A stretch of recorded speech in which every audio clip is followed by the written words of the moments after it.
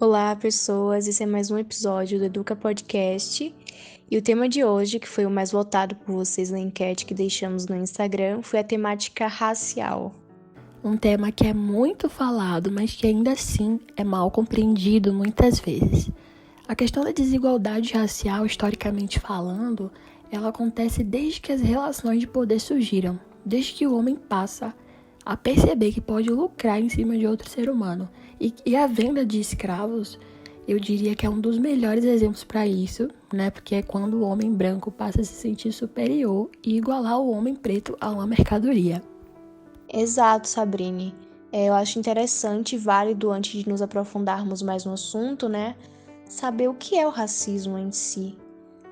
O racismo ele inclui o preconceito, a discriminação com base em conceitos sociais que se baseiam em diferenças biológicas entre pessoas, né?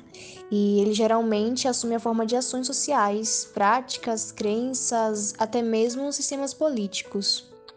E acredita-se, né, que diferentes raças devem ser classificadas como inerentemente superiores, né? Ou inferiores, com base em características genéticas comuns, habilidades e até mesmo qualidades.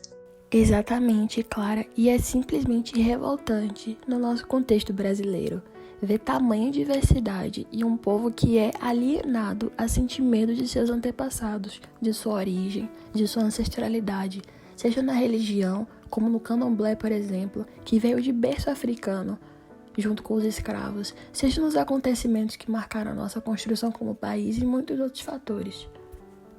E temos como reflexo de tudo isso a desigualdade racial, que é o resultado de uma estrutura de poder que coloca uma etnia ou raça acima das outras, de forma hierárquica, sendo uma parte do problema da desigualdade social como um todo. No Brasil, um país marcado por quase 400 anos de escravidão e o último do mundo a aboli-la, a desigualdade racial é um reflexo do racismo estrutural e traz consequências diversas aos grupos sociais envolvidos. Sim, e o racismo está cada vez mais influenciando o aumento de taxa de homicídios.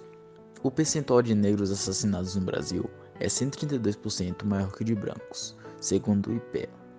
E ainda que as origens para explicar esses dados, não estejam totalmente claras, 20% dessas mortes pode ser dada a questões socioeconômicas, como diferenças em relação ao emprego, moradia, estudo e renda do trabalhador. Verdade, João. E uma pergunta muito recorrente entre as pessoas é como devemos combater as diferenças de raça. E aí eu te respondo: o primeiro passo é reconhecer o problema e que está existindo uma diferença de tratamento apenas pela outra pessoa ser diferente de você.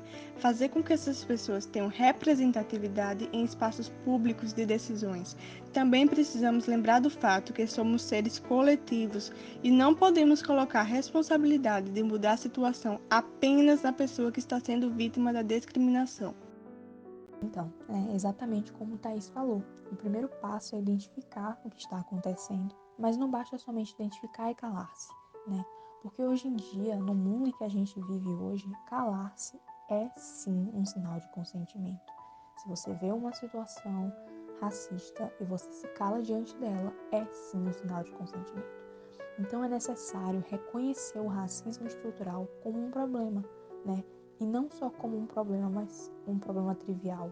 Um problema que está presente no nosso dia a dia, todos os dias, a todo momento, né? No dia a dia de pessoas pretas a todo momento. E diante disso, adotar para si uma postura institucional antirracista, né? Não só ignorando, mas combatendo os negacionismos e as alienações criadas, né, com fins preconceituosos que passam aí de geração em geração, né? Então, é importante também garantir que haja sempre, a todo momento, representatividade em espaços coletivos, que pessoas pretas estejam cada vez mais à frente de projetos, que isso seja cobrado, né, exatamente por nós, população em massa geral, para que os nossos representantes tenham essa representatividade preta, né? E então, aí sim, nós estaremos agindo de inúmeras formas possíveis, não somente identificando, mas na ação em si, né, contra o racismo estrutural, manifesto diariamente em nossos meios de convivência. Perfeita, Maria, tua fala foi maravilhosa, excelente. Infelizmente, eu vou ter que finalizar. Eu quero deixar meu agradecimento a vocês que participaram e a vocês ouvintes que estão nos acompanhando desde sempre, desde o nosso primeiro episódio do Educa. E hoje eu queria finalizar de uma forma diferente, lendo o pensamento de Juliano Kimura. Transmitir o conhecimento não é apenas falar o que sabe, mas inspirar novas atitudes. E esse foi mais um episódio do Educa Podcast. Obrigada a todos vocês e um beijão, até a próxima.